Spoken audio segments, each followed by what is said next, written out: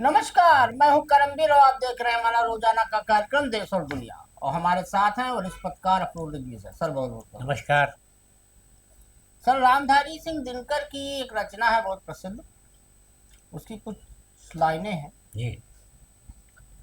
कि मैत्री की राह बताने को, सबको सुमार्ग पर लाने को, दुर्योधन को समझाने को, भीषण विध्वंस बचाने को, भगवान हस्तिनापुराए पांडव का संदेशा लाए। कृष्ण की चेतावनी। दो न्याय अगर तो आधा दो, पर इससे भी यदि बाधा हो तो दो, केवल 5 ग्राम रखो अपनी धरती तमाम। हम वही खुशी से खाएंगे, परिजन पर रस न उठाएंगे।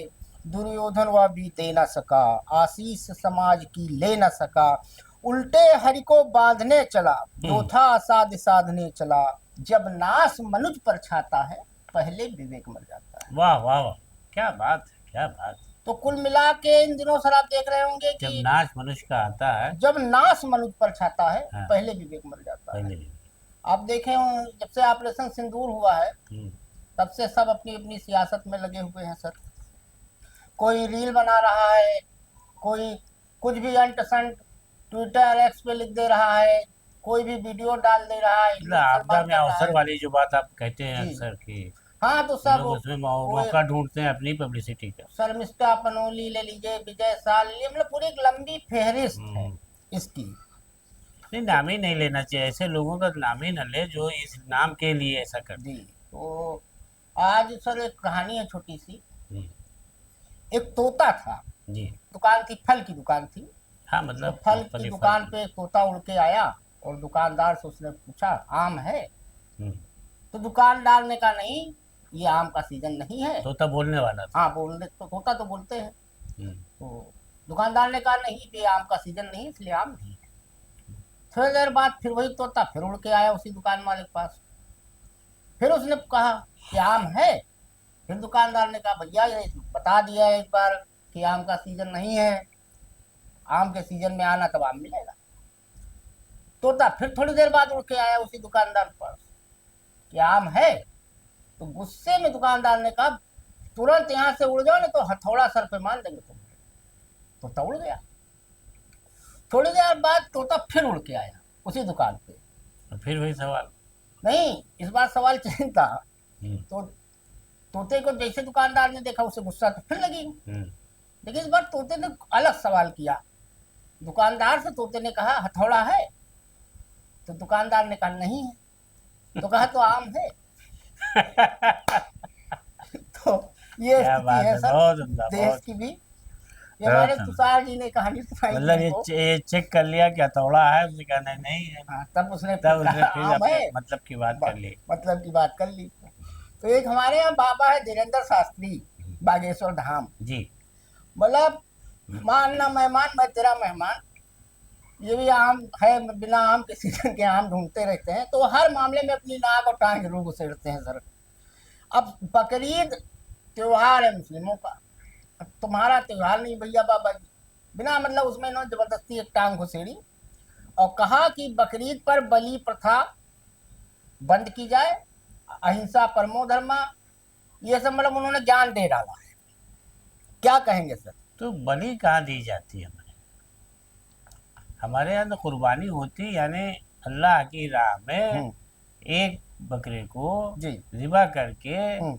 उसका मांस जो है गोश्त जो है गरीबों में, यतीमों में, जी। बेसहारा में, जी। यतीम खाने में तकसीम कर बांट दिया, वितरित कर दिया जाता है। हम्म। ये प्रथा चली आ रही है। हम्म। तो उस प्रथा को हम आप कैसे बदलवा लेंगे?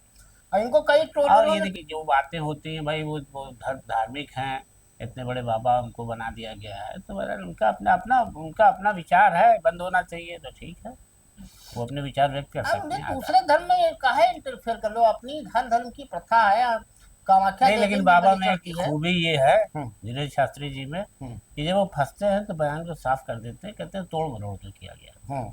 वो ये हाँ, कह देंगे कि ये हमको पसंद नहीं है, भले ही बाकी अब धर्म है, किसी का वो मनाता है तो। महाकुंभ में भी उन्होंने कैसे बयान दिया था ये मैं उस वही कि याद मुझको आ गया जो कि बाबा में एक सकारात्मक यहाँ मरेगा वो सीधे पहलू मोक्ष ये है कि वो पाएगा। जैसे देखते हैं कि बात बिगड़ रही है हम्म। तो तुरंत उनको वो कह देते हैं कि मेरा अपना कहना तो ये था, लेकिन ये कि अगर ऐसा कुछ है तो भाई वो। अब सर, मोदी जी का एक प्रिय मित्र है गौतम अडानी। हम्म, ट्रम्प अंकल उनके ऊपर बिल्कुल धराए बैठे हैं।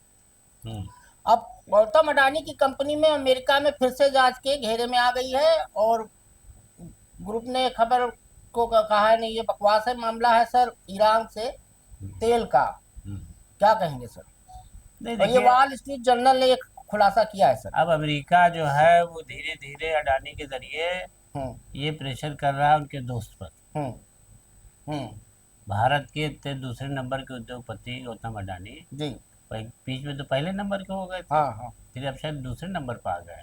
हम्म तो वो जो ईरानी पाइप लाइन से तेल लेने की बात है उसके कुछ सबूत पाए गए हैं। हाँ, मुद्रा पोर्ट से हाँ, रास्ते भारत में ईरानी लिक्विफाइड पेट्रोलियम गैस का आयात किया गया आयात था। किया गया जी। है। अब अमेरिका के जनरल ने इसको छापा है, तो उसने छापा तो अपनी गारंटी से छापा, सबूत के साथ छापा, और कह रहा है कि ऐसे तमाम संकेत मिले हैं। जी। लेकिन गौतम अडानी जी कह रहे हैं कि ये मुझे फंसाने और बदनाम करने की कुचक्र रचा जा रहा है, साजिश है, और ये सारी बातें बेबुनियाद है और नुकसान पहुंचाने वाला ये बयान है, इससे हमारा कोई ताल्लुक नहीं है।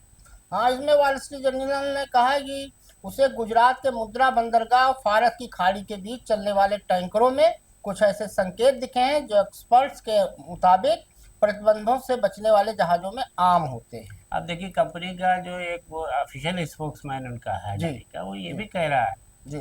कि इसकी कोई जांच हो रही है, इसके बारे में भी हमें पता नहीं है। लेकिन इसी जनरल ने छापा कि इसकी जांच हो रही है। हाँ। हाँ, अमेरिकी अटार्नी कार्यालय की ओर से भी इसकी जांच की जा रही है ब्रुकलिन में।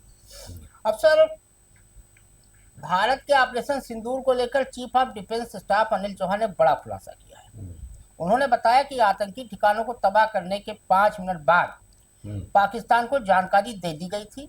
भारत ने पाकिस्तान को हमले के बाद फोन करके यह भी कहा था कि अगर उसने अटैक किया तो अगली बार ज्यादा मजबूती से जवाब दिया जाएगा। क्या कहेंगे सर? आपको लगता है कि ये कहा है साबित्री बाई फुले। सेना के कुछ नियम हैं जी कि अगर आपने उनकी सीमा में घुस करके कोई हमला किया है, कोई अटैक किया है, तो उसका विवरण जी उस मुल्क के मुखिया को बताना होता होगा, जब ही इन्होंने बताया, वरना अगर इन्होंने बता के किया होता तो कर ही ना पाते। वो मतलब जैसे कि पाकिस्तान पर इल्ज़ाम लगता है या काम माना ही जाता है कि पाकिस्तान आतंकवादी की नर्सरी चला रहा है, आतंकवादियों को शरण दे रहा है, तो पाकिस्तान वहाँ पर पहले सफाया करा लेता। जी। लेकिन जब हमने पाकिस्तानी में जो आतंकवादी ठिकाने थे उनको नष्ट किया है, तो ये हमने अपनी जिम्मेदारी निभाई है। भारतीय सेना ने अपनी बात बहुत सही कही है कि ये हमने बता दिया उनको कि हमने भाई ये किया है। हाँ, उन्होंने अनिल चौहान ने ये बताया कि हाँ, आपके देश के सीमा के भीतर जो है ये हो रहा है, और जो उसका इस्तेमाल हमारे यहाँ हो रहा है, यहाँ इतने लोगों को मार दिया गया है। लगभग 20,000 लोगों का आंकड़ा दिया है। हाँ, तो इस तरीके से जो है ये हमने अटैक किया है, और ये हमारा टारगेट था। अगर अब कुछ होगा तो इससे बड़ा हमला किया जाएगा। ठीक है, सेना ने कहा है और आगाह कर दिया पाकिस्तान को अपनी गंदी घिनौनी हरकत से वो बाज आए। तो पाकिस्तान तो मतलब जैसे है ना कि दोहरे चरित्र पर करेगा कुछ, और जब उसको ताकत कहीं से अमेरिका से चीन से मिल जाएगी तो आंखें दिखाने लगेगा। अब सर, आज इंडिया गठबंधन के 16 जो दलों के नेता हैं, तो ऑपरेशन सिंदूर को लेकर विपक्षी दलों ने केंद्र सरकार पर पारदर्शिता की कमी का आरोप लगाते हुए संसद का विशेष सत्र बुलाने के लिए आज कॉन्स्टिट्यूशन क्लब में एक उन्होंने बैठक भी की थी, प्रेस कॉन्फ्रेंस भी की थी। इसमें Jairam Ramesh, Sanjay Raut, Ramgopal Yadav, Manoj Jha, Derek O'Brien constitution club में सब पहुंचे हुए थे। क्या कहेंगे सर? अब देखिए, ये जो वो बैठक की है, ये जो विपक्षी बेचैनी है जायज है। देखिए, वो भी उसी संसद का अंग है जहाँ संसद तो सबसे बड़ी पंचायत है, महापंचायत है सर। आप ये बताइए, आप विपक्ष को नकार करके से कैसे चलेंगे? आप वहाँ विदेश भेजे दे रहे हैं, वहाँ वो करे दे रहे हैं, फिर आपके दो आर्मी चीफ कुछ और बयान दिए दे रहे हैं। क्यों नहीं आप देते? मुखिया आप हैं। जब आपकी फोटो लग रही है ऑपरेशन सिंदूर का, वो बताया जा रहा है कि सब आप ही ने किया फौज ने, लेकिन क्रेडिट आपको बताया जा रहा है कि मोदी जी ने के नेतृत्व में हुआ। तो चलिए, अच्छी बात है, आपके नेतृत्व में हुआ, तो अब आप बैठ करके विपक्ष को बता दीजिए सारी बातें। अगर विपक्ष पूछना चाहता है कि हमारा क्या नुकसान हुआ, कितने विमान गिरे, कितना नष्ट हुआ, और क्या क्या रणनीति अपनाई गई थी, और आगे की क्या रणनीति है, इस पर चर्चा होनी चाहिए। लेकिन बुलाएंगे नहीं संसद नहीं, तो उसमें देखिए, संजय राउत ने जो शिवसेना के, उन्होंने बहुत अच्छी बात कही है कि अगर आप संविधान पर विश्वास करते हैं तो आपको बैठक बुलाना चाहिए। हाँ, विपक्ष यही तो मांग कर रहा है कि हाँ, इसके बहाने क्योंकि सेना को इससे धन्यवाद दिया इससे जाए पहले भी जब हुई है, और रणनीति पर चर्चा हो जाए। हाँ, तो इस तरह की बैठक बुलाई जाती है जब भी धर्म पर देश पर इस तरह का संकट हुआ हाँ, है। 62 में तो युद्ध के दौरान पंडित नेहरू ने वही उन्होंने मिसाल दी कि बुलाई 62 थी। में बुलाई अटल गई जी थी, ने कारगिल में के समय के समय बुलाया बुलाई था। थी, तो ये उनको धर्म निभाना चाहिए अपना, जी प्रधानमंत्री जी को, कि भाई अब जो है हमने ये पहलगाम में अटैक के बाद ये हम्म, कार्रवाई की थी जिसका नाम ऑपरेशन सिंदूर रखा गया था, हम्म, और हम कामयाब रहे हैं, हम्म। और पाकिस्तान को हमने चेतावनी दे दी है कि अब आगे कुछ होगा तो लेकिन ये बुलाएंगे नहीं सर, जून में तो नहीं बुलाएंगे। एक ये तो योजना देखिए, ये तो मैं आपसे पहले से कह रहा हूँ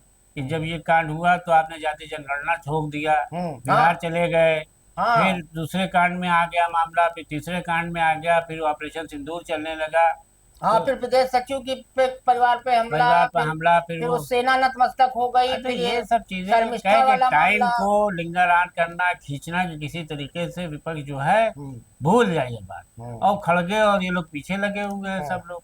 अब सर बिहार में विधानसभा चुनाव आने वाला है, हम्म, इसको लेकर एक सर्वे हुआ, बड़ा इंटरेस्टिंग सर्वे हुआ हम्म, कि 2025 फरवरी 2025 में 40.6% लोगों ने हम्म, इसमें तेजस्वी यादव को पसंद किया है, हम्म, जबकि अप्रैल और मई महीने में उनका ग्राफ थोड़ा कम हुआ था। हम्म, अप्रैल में 35.5% और जबकि मई में 36.9% लोगों ने सीएम के तौर पर उन्हें पसंद किया था। अब लोकप्रियता में अगर देखा जाए सर तो तेजस्वी 36.9% है, नीतीश कुमार 18.4% लोगों में लोकप्रिय हैं, प्रशांत किशोर के लिए भी है सर 16.4%, और चिराग पासवान का थोड़ा सा बढ़ा है 10.6%, और सम्राट चौधरी जो है डिप्टी सीएम उनका 6.6% है। क्या कहेंगे सर? अब देखिए, ये तो सर्वे तो ऐसा है भाई, कभी कभी सर्वे सटीक बैठा भी है, जी लेकिन इंडिया टुडे का सर्वे है उसमें ये चीज़ कही गई है, जी तो उसको बहरहाल सर्वे में मेहनत अगर की गई है और कहा जा रहा है कि तेजस्वी यादव को इतने लोग पसंद कर रहे हैं, हम्म, तो हो सकता है कि भाई उनकी लोकप्रियता बढ़ी है और होगा, लेकिन मैं जहाँ तक समझ रहा हूँ कि ये जो बीजेपी रणनीति अपनाती है उसमें अच्छों को फेल कर देती है। हम्म। हाँ, हरियाणा और महाराष्ट्र चुनाव उसका अब उदाहरण देखिए, है। ये इसलिए सार्वजनिक किया गया है सर्वे हम्म कि अलर्ट हो जाओ हम्म कि तेजस्वी का ग्राफ बढ़ रहा है। हम्म हमेशा मैंने देखा है बीजेपी वहां पर साइलेंट मोड पर बनी रहती है, जहाँ वो देखती है कि पहले विपक्ष को खूब उड़ लेने उड़ लेने दो, लंबी लंबी। उड़वा दो दूसरे से, हम्म फिर उसके बाद अपना गेम खेलती है। हाँ, फिर पेच काट दो। तो पता चला कि पिछली बार भी तो जब तेजस्वी यादव थे लग रहा था कि जीत जाएंगे, और क्या असर हुआ था। तो हमारा मानना ये है कि देखिए, भाजपा से टक्कर, और नीतीश कुमार को भी और आरजेडी को भी बहुत सोच समझ करके खेलना चाहिए, और इस तरह के सर्वे से कोई बहुत मतलब उसका असर जनता पर नहीं जाता है। लाख सर्वे आ जाए कि उनको पसंद किया जा रहा है, लेकिन सामने पब्लिक कह देती है कि हाँ ये अच्छा है, लेकिन अभी वोटिंग मशीन क्या बोलेगी और क्या हालात बोलेगी, ये तो और क्या चुनाव आयोग क्या करेगा, चुनाव आयोग क्या करेगा, प्रशासन तो करेगा। वो फिर शून्य में चला जाता है मामला। हाँ, हरियाणा महाराष्ट्र चुनाव उसका उदाहरण है। हाँ। तो इस तरीके से पॉलिटिकल एनालिसिस और वो जो है वो हालात के बिना पर की जाती है, लेकिन हालात कब करवट बदल लेते हैं उससे इनकार नहीं किया जा सकता। अभी चुनाव में जो भी वक्त समय बचा है उसमें कि देखिए कितनी उलटफेर होती है। अभी ये इनके भाई भाग गए घर छोड़ करके, जो लड़की वाला कांड हो गया, अब उसमें तमाम सफाइयां आ रही हैं, तमाम वो आ रहा है, हाँ, तेज प्रताप जी। तो अब वो देखिए तेजस्वी और तेज प्रताप को भी आपस में लड़ाने की कोशिश की जा रही है कि घर में ही फ्रिक्शन हो जाए। हाँ, वो एक अलग चल रहा है हाँ, कहानी। एक लाभी अलग है, तेजस्वी के साथ है, एक तेज प्रताप के साथ हो गई है। तो बहरहाल कुल ले दे के बिहार का चुनाव है होगा तो बड़ा दिलचस्प। हाँ, इस बार अब देखिए उसमें ये है कि उस बार जो ताल ठोक रहे चिराग पासवान भी। हाँ अब बताइए, चिराग पासवान की बीजेपी के दम पर तो कूद रहे थे वो। हाँ, अब उनके बीजेपी, अनुमान है हाँ मोदी जी के। हाँ, तो कितना कूदने देगी वो इनको यहाँ पर। ये भी बात सही कह ये रहा है। उनका अपना तो कुछ नहीं है, पिताजी का था, तो अब वो तो बीजेपी में है, तो अब बीजेपी के साथ है, तो बदल चिराग पासवान हो गए। हाँ, प्रशांत किशोर भी असर डाल सकते हैं इस पर, प्रशांत किशोर 16% उनको भी है। 16% का। और जहाँ तक जेडीयू और राजद की बात है तो वो अपने स्थिति तो उसकी हमेशा से अच्छी रही, सुदृढ़ रही है, लेकिन जीत नहीं पा रही है। बीजेपी के साथ जो है उसको गठबंधन करना पड़ता है, मेजॉरिटी नहीं आ पाती। तो आज के लिए इतना ही, धन्यवाद।